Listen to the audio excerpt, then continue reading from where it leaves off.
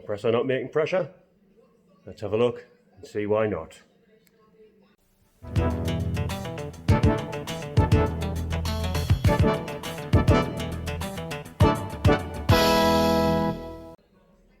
So I've had a bit of a failure over the last couple of weeks. As you know, just trying to get parts in for Harry. Been a nightmare trying to get them, obviously, with the situation that's going on. Managed to get the parts in. Result, got shockers and stuff over here. Brake repair kit over there. Rear brakes down here on the floor. So we've got all the bits we need now for it. I'm actually, hold on, there we are. I'm actually in the middle of making the videos for the brake repair and the suspension repair. You can see we've got stripped on both sides. However, one of the hold up that's been, I've been waiting for weeks for shot blaster to come. The shot blaster's come, doing an absolutely bang up job, cleared everything off the springs. The springs are good and ready to go and paint. Obviously want to get the calipers done and stuff while I'm resealed them as well. Makes sense to do that while we're on. Managed to blow the compressor up. It's supposed to get 120 psi on it. It's literally peaking out at about 40 psi and not going any higher up. I suspect very much in the pump itself, you've got a little piston, slides backwards and forwards. Obviously it pumps the air through past the one-way valve to build the pressure up. I suspect the seals are gone in there. Probably just running it for way too long and overheated it. But what we're going to do is we're going to pull it apart today, see exactly what's wrong with it, and we're going to have a look at fixing it. So there you go, a completely unplanned video, but that's where we're at. Let's get on and get it done. First things first, we'll take all the screws out, so we'll get into the sides, get into the actual body of it and see where we're at. Well, yeah, from this side.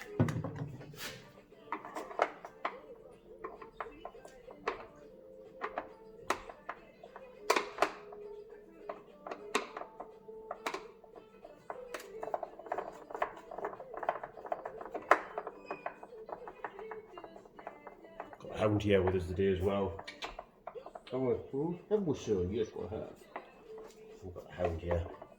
You know, didn't seem right to keep him locked in the house today.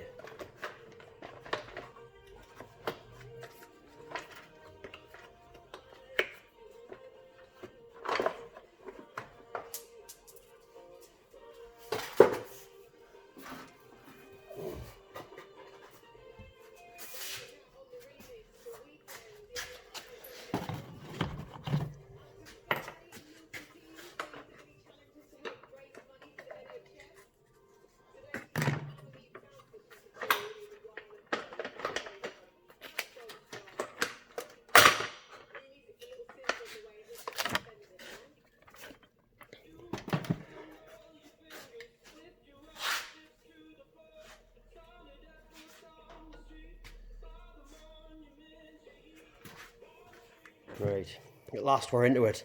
Now I'm not saying every single compressor is going to be exactly the same as this. However, there'll not be a massive amount of differences between them.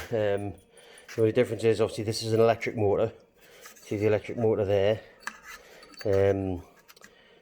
Quite a lot of the bigger ones are separate motor and belt driven onto this, but effectively here you've got what you would call like the piston, the pressure builder part. This is the bit that we need to be into here. As you can see, the pipe comes around, feeds into there, which builds up in the tank. Be a one-way valve, probably that there'll probably be the one-way valve. This also tees off the pressure, which goes into this, which is the on-off switch, which basically controls whether it's on or off. Once it builds up the pressure, it'll switch itself off. And then the feed out comes straight down out of the front of the tank there, straight into there. Flow off valve, if the pressure gets too much. Pressure in the tank. It's a regulator, so the pressure, to control the pressure coming out. So basically, we know the motor's working, we're happy with this part of it here.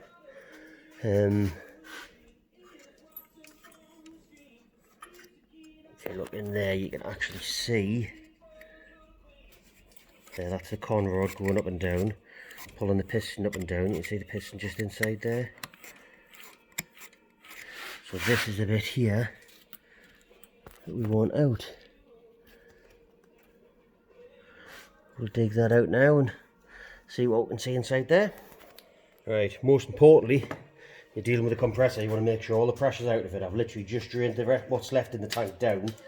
The last thing I'll be doing is cracking things like this off and having 40-50 psi pressure in behind it.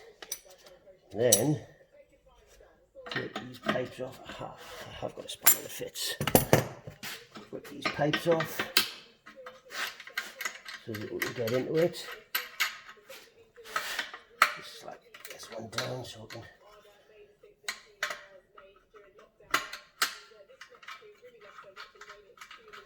slide it out the way.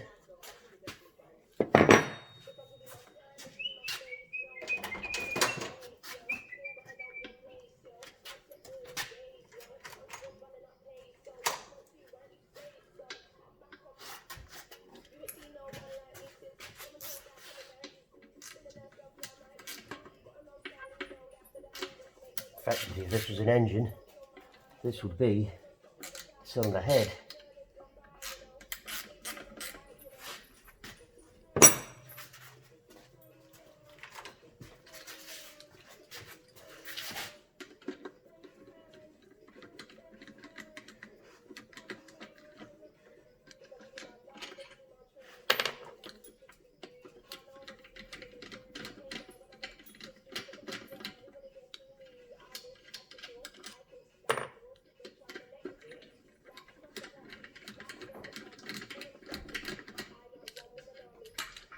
Liking the look of this.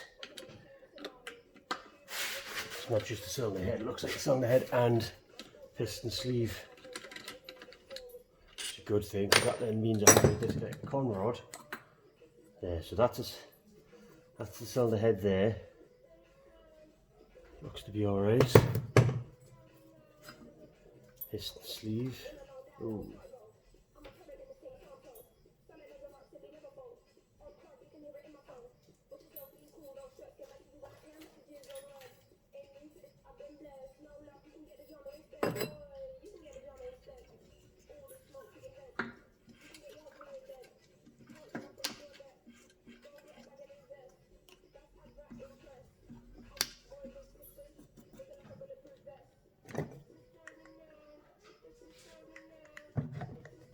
So what you've got here is, get the piston off, a little hex nut right in the middle. We'll whip that off because you can see inside here, see the piston ring's worn out, it's quite heavily scored. So what's happening is effectively this is pumping in and out. Every time it comes up, it's pushing pressure through there.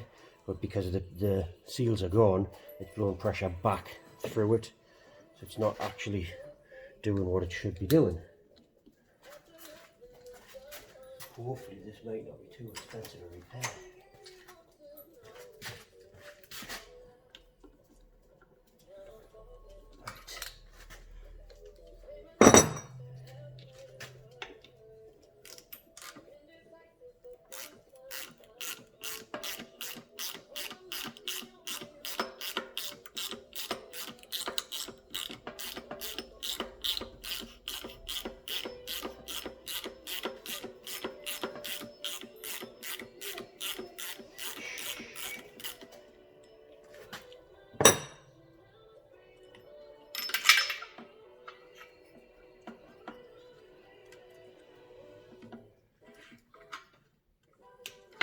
There, that's the con rod, that's the piston cap.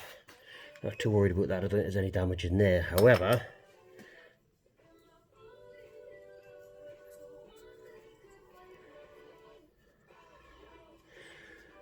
that and that are the two things that we need. Right, let's get the manual, see if we can see what we need and then order the parts up. Right, finally after over a week of waiting, have the spare parts for the compressor. I've set it a little bit more than I need, however. I spoke to the guy. I spoke to the guy at the company, and he recommended what it was that I should buy. Was one of these, a new piston cylinder, which was something that I did want. He recommended a new gasket, obviously, which I did also say that I would need, and he also recommended a valve plate. Now, I'm not too sure why he's recommended this. At the end of the day, it feels very much like a lump of metal. I assume inside there they must work like little valves in and out, so we'll maybe replace that as well. But this conrod and fan came as a full kit, which already came with the cylinder. So as it happens, I didn't need that cylinder, which means I've got a spare one. As I said, I'm not convinced I needed to change the valve plate. And as for the gasket, as you can see, there's a spare gasket. There's a spare gasket in there as well. So to be fair, all in all, I would have gotten away probably with just this kit. And for any of you that are looking at doing it, there's the part number there. I'll put a link in the description down to where I ordered the parts from. All this in total, with delivery, valve plate, the cylinder, the gasket, and the conrod kit, cost us around £90. But I think if you ignored all that, I'm sure this here was about £20 or £30 on its own. So not too expensive a repair. And rather than just getting the rubber seal like I initially thought I needed, the plastic seal, we have full conrod now. So to change the conrod, the bolt out there, take this fan off, and then I assume the conrod will just come off. So let's get on and get it done. Hopefully we'll get this thing up working again, and we'll make some progress on Harry and all the bits that I'm still waiting to get done. Let's do it.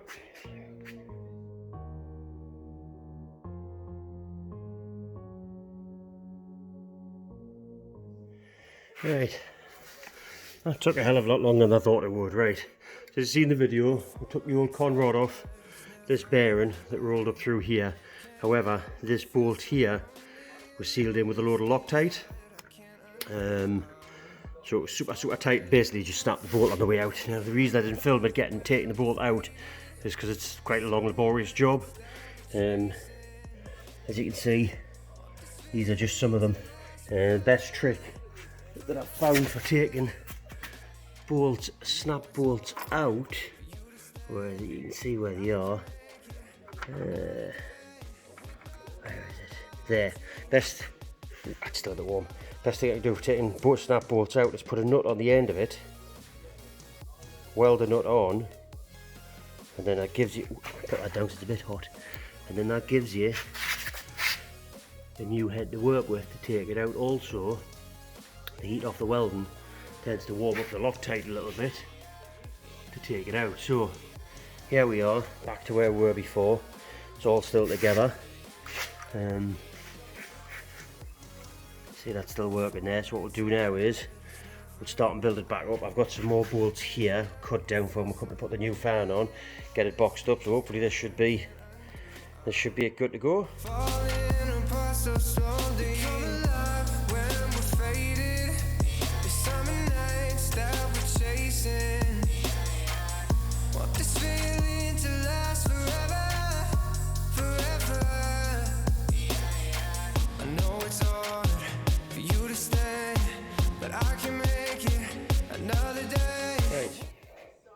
Yeah, a couple of small little things. First of all, as you see in the pistons, the reason they supplied us with an extra cylinder barrel is because the one that comes with a kit, this one, is actually a slightly different size. So what happens there is, piston actually popped out the back. So as you see in the video, I had to take the valve plate back off, put the new sleeve back in, the longer sleeve. Now it turns and gets its full cycle. Other thing I've had to do as well, supplied us with a brand new fan. But the fan actually fouls on this bolt in here. Bigger fan. Now I'm wondering whether I should maybe be fitting the bigger fan anyway, because it looks like it cools a lot better.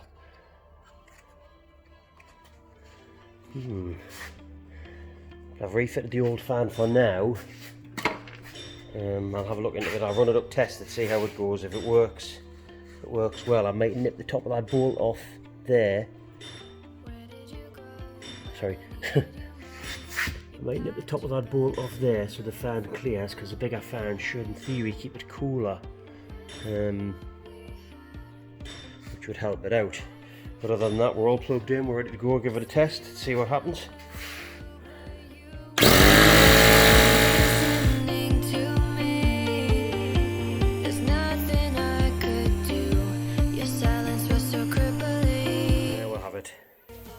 Shut off just over 120 where it's supposed to shut off. Took a little while to get up there for some reason, but we'll give it a blow down, put the covers back on and call that fixed.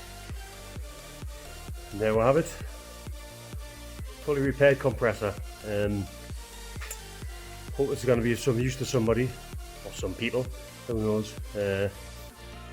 Yeah, hopefully, touch wood, that's it, that's sorted. So now that should give us a free chance to get on with getting the work done on Harry. I've had this couple of years now, this compressor. I'll do a full review on it in a future video at some point. Just a matter of getting round to it. Obviously, got a lot on at the minute, a lot of things going on.